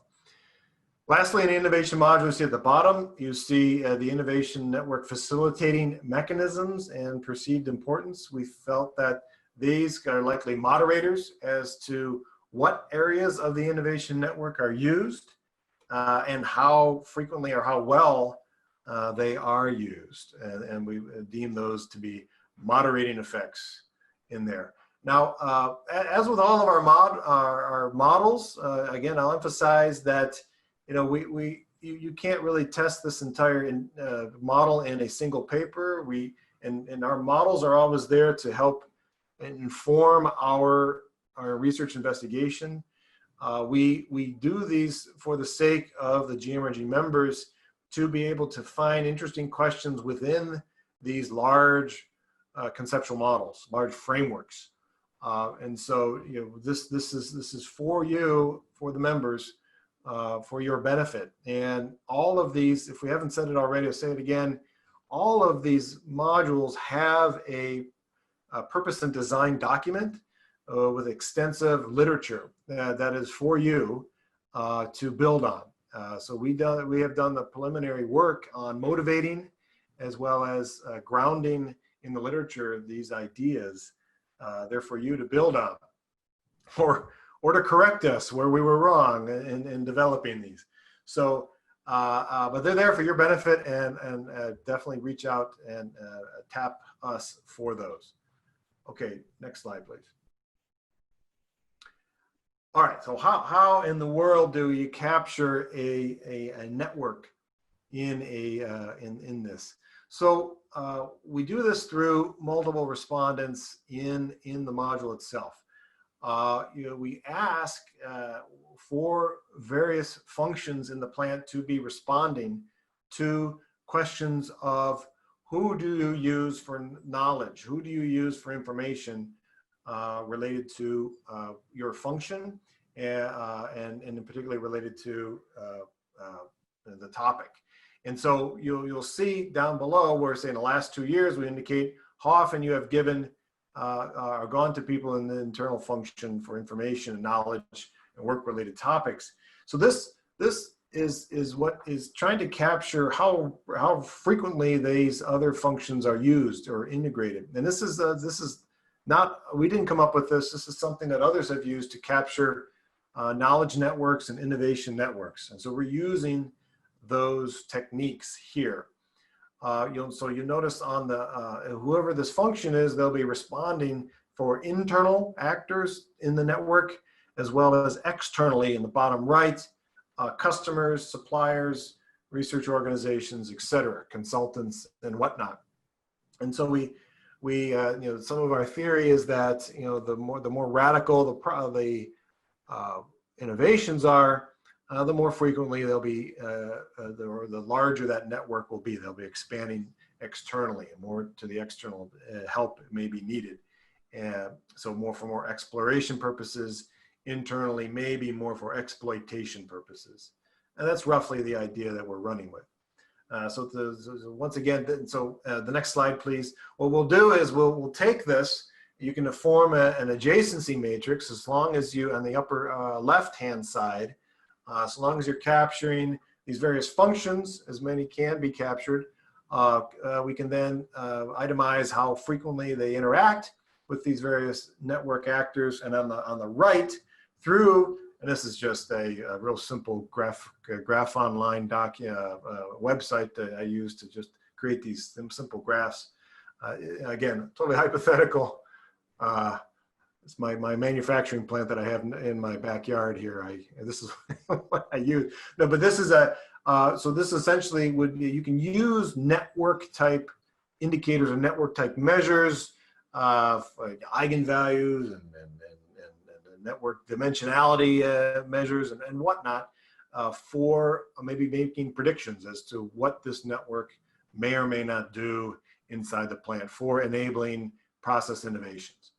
And so this is our kind of a swing for the fences kind of approach to try to capture what no one has ever tried to capture before, which is this innovation network or the ecosystem of process innovations in a manufacturing plant. So with that is essentially, so if you want to call us crazy or want us to applaud us for our boldness, or however you want to give us some ideas, please send some questions over through the Q&A. We'll try to keep up, and we're always interested for suggestions as to really how to leverage this. And we're very excited to see how people get creative with this idea. So very excited about that. Into the next module, please. I'll introduce myself. So Thomas Cull will be talking about the leadership and culture. Thank you, Thomas. So hello again. This is the culture and leadership module. This is a holdover from partially from GMRG 5. We saw recently quite a few articles being published in the use of the facility culture concepts. So we've been seeing people using those. So we felt this is useful, and we repeat it, but not just for that reason. For the reason I give right there, Peter Drucker long ago: culture eats strategy for breakfast, lunch, dinner, maybe even midnight snack. Really, the culture of a plant. And this is near and dear to my heart. I've been working a lot in this area. It is highly impactful and influential and difficult to change. And so capturing or trying to explain variance in performance without culture is really a problem. So we wanted to keep that in the GMRG 6, but also include leadership. Hayes and Wheelwright, their book on manufacturing success and practices, they did a lot on trying to understand manufacturing, but they said in there, all this, I don't know if it matters a lot, because in the end, it's really leadership in the plant that derives success. But surprisingly, we hardly use a lot of leadership concepts in operations, more and more lately, but less than before. So we wanted to drive down that and really try to wade into those waters of understanding leadership styles and what that means. In particular, very interested in how leadership styles and culture norms interact to influence organizational outcomes. I'm kind of walking through the framework down below in the blue there. Facility characteristics and environmental pressures also, we deem these to be important areas that will influence these relationships. We have in the background, you'll see, and when you read the purpose and design document for this module, we focus a lot on the idea that when you look at more automation, and you'll hear a little bit, Ike and Luis will maybe talk about the digitalization. When we're seeing more of these Industry 4.0 characteristics of plants, what does the leadership look like? What does leadership look like in those new areas and those new types of manufacturing plants that we're seeing? In a lights out factory, what are the leaders doing? You know, so what leadership looks like, we think is going to be important going forward. So next slide, please. What are the main questions? So culture, what are the cultural bases for leadership cultural bases for facility decisions? You know, what drives, so the culture question you can tie as a GMRG using this data, you can tie cultural frameworks to many of the decisions that are made. I mean, if you look at maybe the human resource side, or you look at some of the investments that are made, you can use the cultural concepts there. And very similarly, leadership styles, leadership practices, behaviors, how do those influence or moderate performances? So we also see a lot of fruitful work that can be done looking at interactions between different concepts and different investments. You know, conceptually, culture and leadership will drive the way practices are implemented. So not all lean manufacturing is done the same. Not all agile is done the same. Not all Six Sigma is done the same. So culture and leadership is very much likely to influence those. And so we see a lot of neat and useful research that can come out of that. The basis for these, again, as you'll see in the purpose and design documents, we leveraged the work of Detert, who 2000, that did a somewhat of a conceptual conglomeration of multiple organizational cultural frameworks. And there's 8 dimensions of combined them, a lot of them together, and found 8 dimensions and related it to quality management in the Detert 2000 paper. We've used those multiple times, and that's what the basis for the culture framework. Inside of that, there's a Chen and Miller paper, 2010. You may not be. We found that this is it's something that hasn't really been recognized as much as this notion of ambicultural realities inside of that. So we acknowledge that there's dichotomies within these various dimensions, and the dichotomies are not orthogonal, or the dichotomies can coexist. And this is the ambicultural reality that Chen and Miller first proposed, and we find evidence for it. And we have working papers. People have utilized this in the field, and you'll see this in the journals. So with the leadership practices, Yuko summarized these as you'll see these in a moment. We utilize this. It's been around for quite some time, noting that it's particularly around behaviors, leadership styles and behaviors. And you'll see that there are echoes of the transformational, transactional, and laissez-faire type dimensions of leadership. So last important note, you know, flashing light, these are polycratic constructs. Definitely, if you ask any one person, you're going to get different responses as what is culture, and it really takes multiple respondents to truly capture it. And in fact, you can use the multiple respondents in various ways. So polycratic constructs here in these modules, so definitely multiple respondents are needed in these. So next slide, please.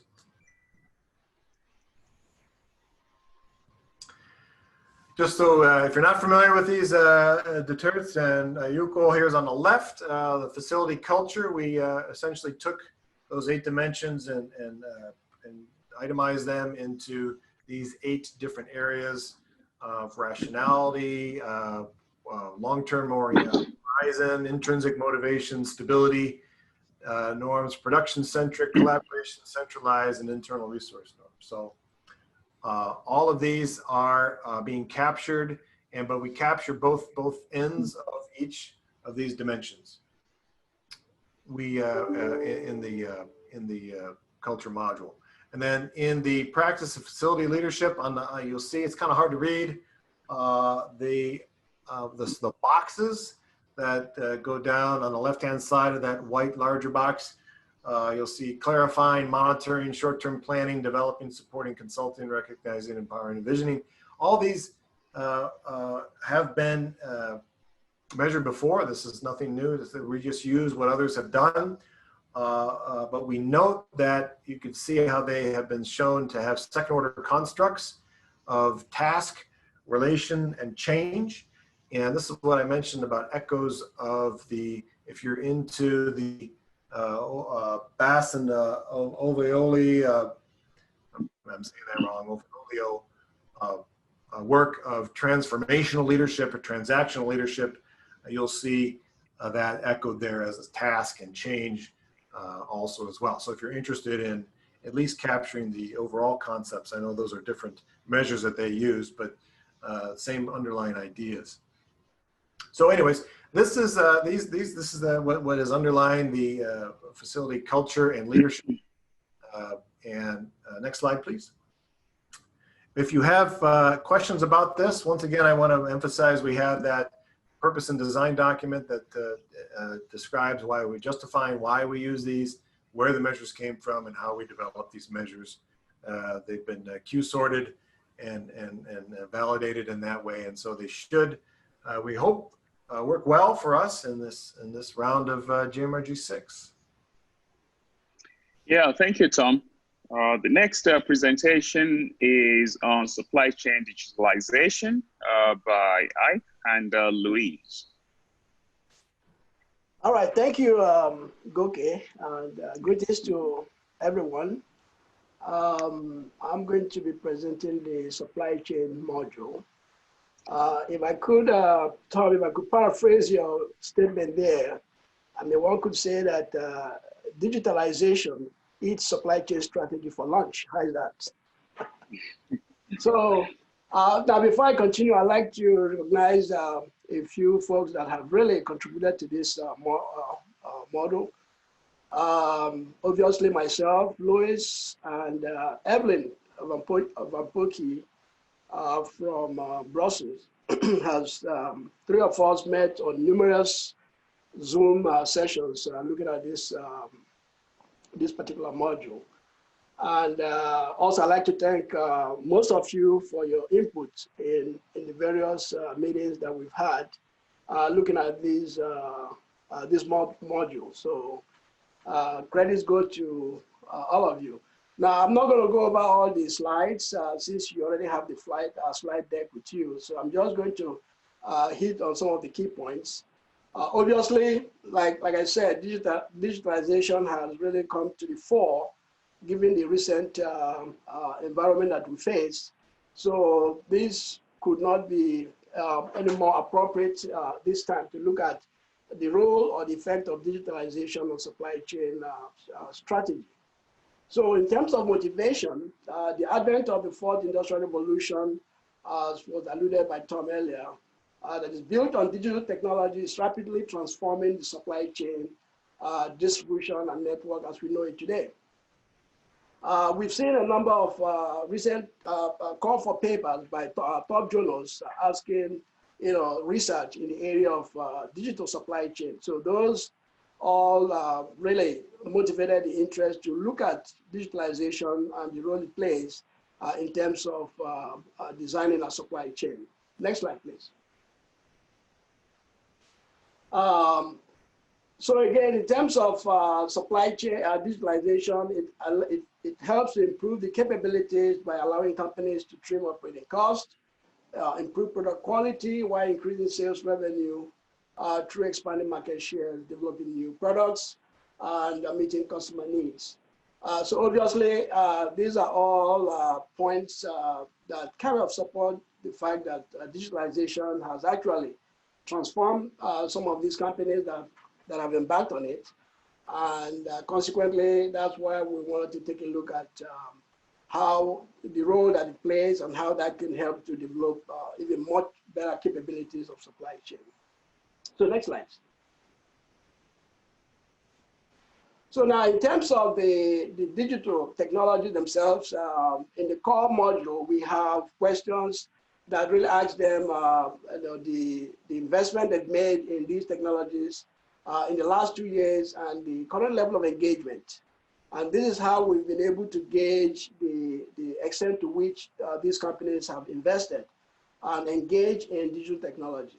And we've listed a whole list of digital technologies, as you can see from these slides. And these are all embedded in the core module. That's where we pick up these digital or digitalization. Okay, so next slide. So again, we're looking at how this digitalization has been able to build supply chain capabilities. And we're looking at it from the lenses of the SCORE module, which looks at the plan, source, make, deliver, and return, asking to what extent are these processes developed and enhanced using digitalization, and what would be their role in building capabilities that would allow supply chains to perform at a much higher level. So next slide, please. So here we have two basic research questions that we've posed. Like I mentioned earlier, we draw on the basic building block of the SCORE framework, which is the plan, source, make, deliver, and return, to investigate the impact of supply chain digitalization on supply chain capabilities through supply chain complexity as a moderating factor in this case. Therefore, we propose the following research questions to guide the development of the module. First question, does the use of digital technologies in the core supply chain processes of SCORE model enables companies to effectively develop capabilities to manage supply chain complexity? So that's the first research question. And then the second question, research question, is to what extent is operational performance improved by the development of supply chain capabilities that are enabled by digital technologies in the core supply chain processes? So those are the two research questions that, again, the first was looking at the effect of digital technology as they develop some of those capabilities. And then the other question is to look at the role of supply chain complexity, both complexity in terms of downstream, internal processes, as well as upstream. So I'm going to explain a little bit more on that later, but let's look at the objective of the module. So the objective of the supply chain module, therefore, is to assess the extent to which supply chain digitalization enable companies to manage more complex supply chains, which will positively influence operational performance. Okay. So with this objective, let's go right into the framework that guided this module. Next slide, please. Robert? Okay, there we go. So here is the research framework. Again, on the left, the box on the left talks about supply chain digitalization. That is measured by those 10 digital technologies, asking the question, what is the level of investment in the last 2 years? And to what extent are you engaged in this supply chain digital technologies?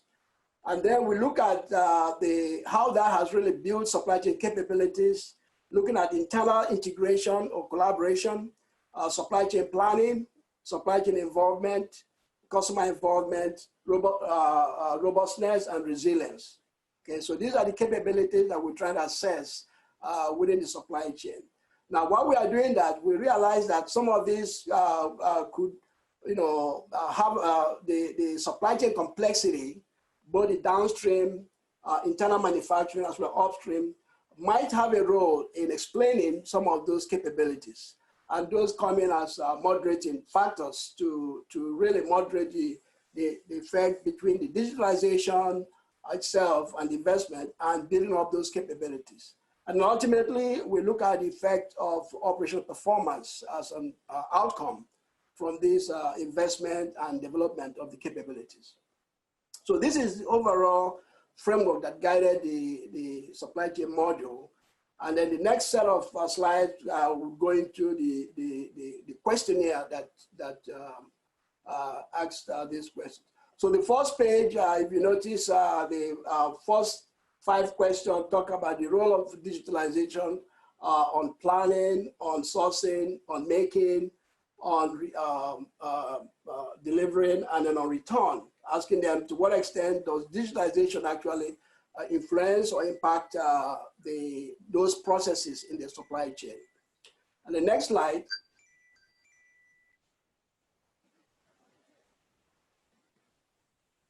So the next slide, the last two slides, on your left-hand side, you have the capabilities. So now we're asking them the capabilities that have been developed at the company level or at the facility level, asking the questions on internal coordination or internal integration, supply chain planning, supply chain involvement, customer involvement, supply chain robustness, and then supply chain resilience. So these are the capabilities that we're going to assess looking at the role of digitalization in supply chain. And I think that's, and then the last two questions were, the common questions that were common to all the modules that have been presented. So next. And I think that's it. This is a kind of quick overview of the supply chain module. And then if anyone has a question, I'll be more than happy to take those. So thank you. Thank you very much, Professor Ike. So again, if anyone has any questions, please use the Q&A function. So we'll move on to the last presentation of the day. I move back to the man of the hour. Tom is now going to talk about how this is going to be done, the methodology.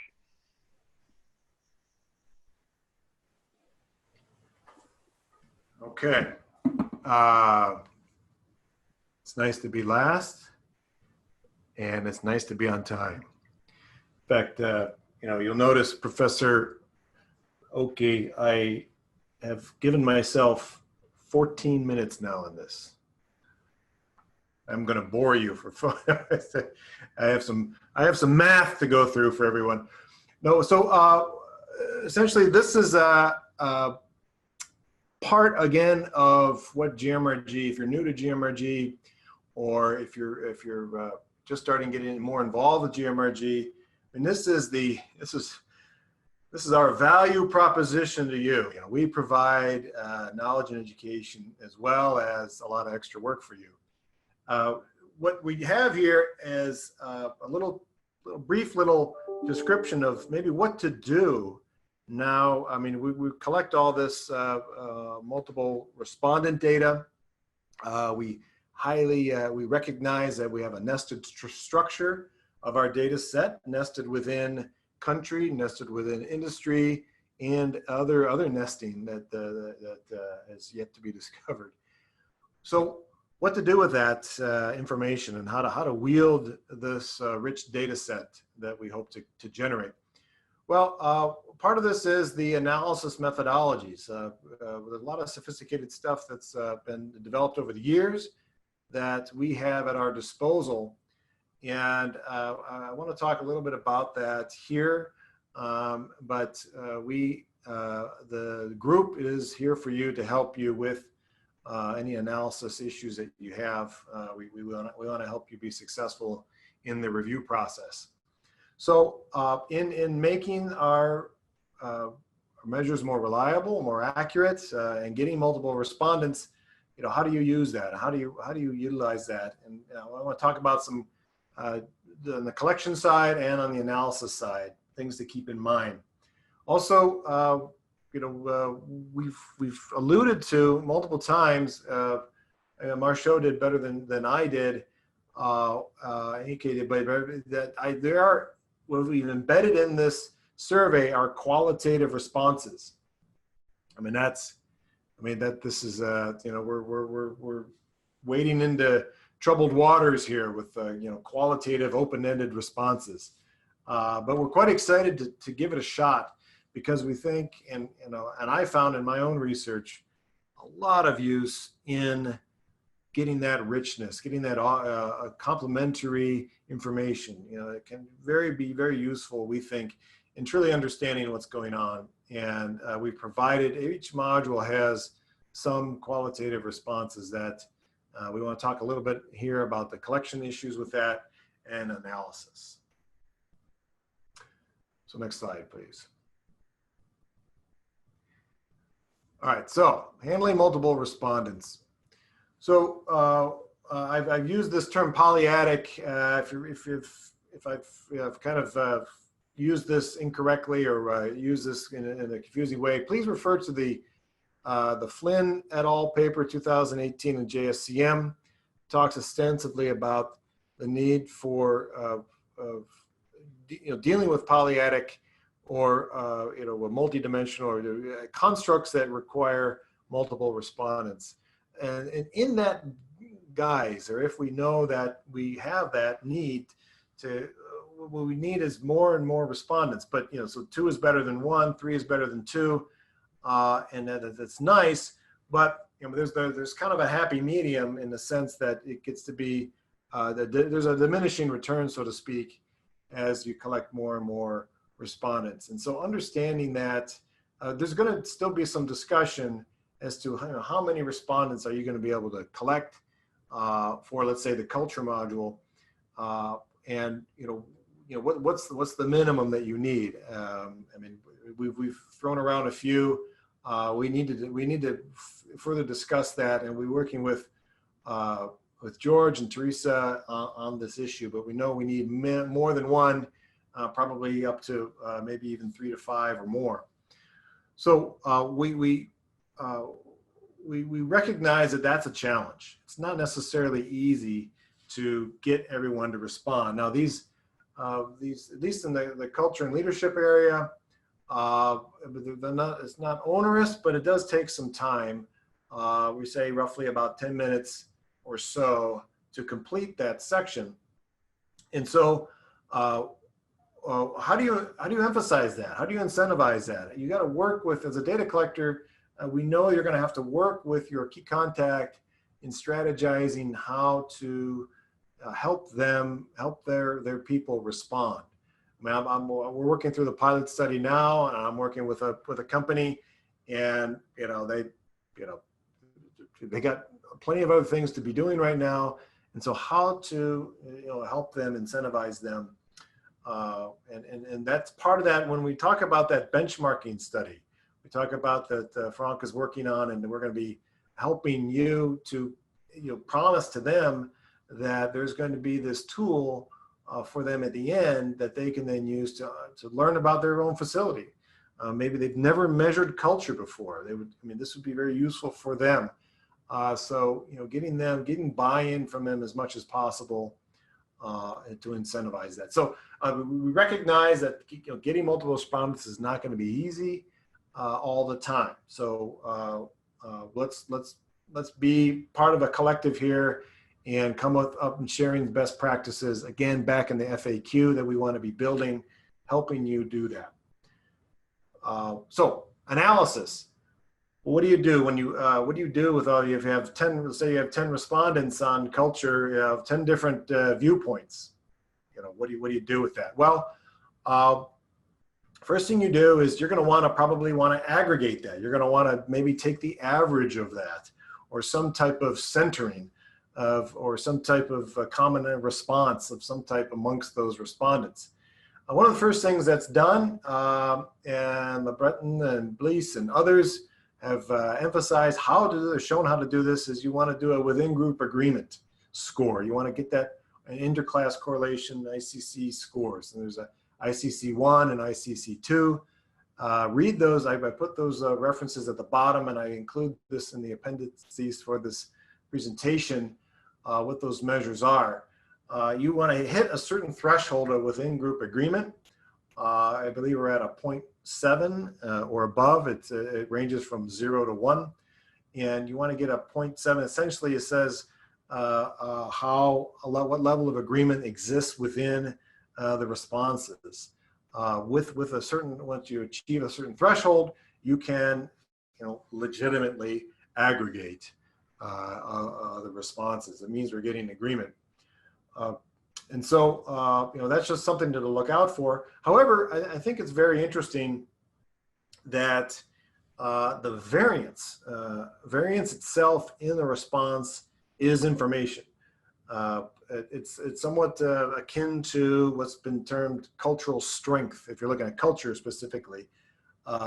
a large degree of variance means a fairly weak culture. It's not obvious what's in the culture, but if it's you're getting a high level of agreement, you have a cultural strength, and that could be a useful factor in influencing things. So I think just looking at not only some central tendency or average, but also looking at the variance can be useful information. So and again, checking that within group agreement and ICC 1 and 2 is standard practice, and you're going to be wanting to do that when using any of the multiple respondent measures. Okay, next please. There's also this issue of qualitative data, so we're going to be collecting all these interesting comments and anecdotes, and people are going to be saying all kinds of things. So, this is a very open-ended element of the survey. So what do you do? Well, first, let's talk about data collection problems. You're going to probably get a range of responses. It's going to be either, something akin to, you may even get just a little emoji on the, who knows what you're going to get. So I think when you're dealing with your key contact, you want to emphasize that we've provided an ample space for people to put their information. So we want rich data. We want them to comment. So please take the time to put your thoughts as to the reasoning behind some of the answers that you're giving.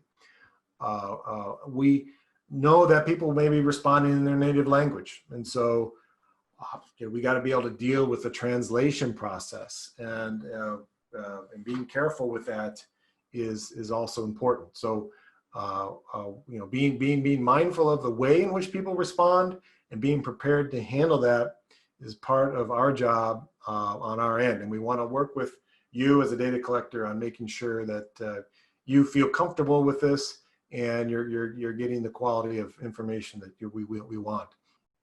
So once again, incentivizing the people to respond in a certain way.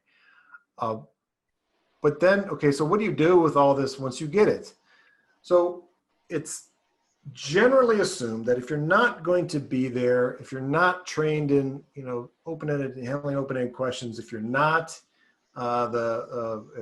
doing this in a what would be considered almost a case-based type approach, we don't think that the qualitative data can stand on its own. Essentially, it's there to complement the quantitative data. It's there as a complementary element. So we think that it could enrich the quantitative information that you're observing, and it could help you be a little bit exploratory and inductive in reasoning why you're seeing the variances that you were seeing quantitatively. It doesn't mean that you can't do qualitative coding. You can. I mean, that's essentially ways in which you can abstract messy information, very qualitative. You can abstract it through some either qualitative coding of some type, and we can help you with the tools that are out there. And there's even automated coding that may be interesting. It's still in development, emerging field, but there are some you can abstract that qualitative information and then compile it. And then we have there are text mining tools out there that use natural language processing, just as simple as word clouds, or doing such a thing as sentiment analysis, just essentially trying to understand basics about how people are responding to maybe issues of digitalization or issues of innovation. You can use these text mining tools, and again, they are meant to be complementary to the other data that's being collected that's more quantitative. And I can give you an example. I think my next slide, I have an example of, go ahead and you can advance it, Robert. Oh, I don't. Is it past the questions? Go one more. Oh, go past the math. We don't want to look at that. One more. Okay. Here's an example. We're working on this is where we did a behavioral experiment where we had people answering on the y-axis is the, well, on the x-axis is the ambiguity that we gave them, and they had to they do a selection of a behavioral selection of product design. And we essentially asked for the rationale for why they did a certain product design. And here we use the sentiment analysis, and I note at the top it's rapid minor with an alien add-on. This is essentially an automated tool that, and sentiment analysis is really emerging a lot. We're seeing a lot of that in the journals to gauge, try to understand just the orientation towards a certain construct or concept. And we did across the US, China, India, and Germany. I believe Christian is on the line here. He was integral to this work as well. And we used this sentiment analysis, which was basically text mining from qualitative open-ended question inside a behavioral experiment that was highly quantitative. And we used this to help explain some of the variances that we saw, the unexpectedness in our results. So it was very complementary. It was an augmenting, augmenting or helping on top of the quantitative assessments that we were doing. Well, that's just an example, and we have more. So what I want you to emphasize is that we don't look at that qualitative information as useless. It is useful, and we can help you and make it more useful. Okay, is there anything else I have in here, Robert? No. All right. Okay, thanks, Tom. That was great. You had some minutes in the bank, but you used it and even went into overdraft. But but it's okay. Seriously, I'd like to thank all the presenters for being time conscious. You guys made my job very, very easy. I'd like to hand over to Marcio now, the president-elect, to close the conference.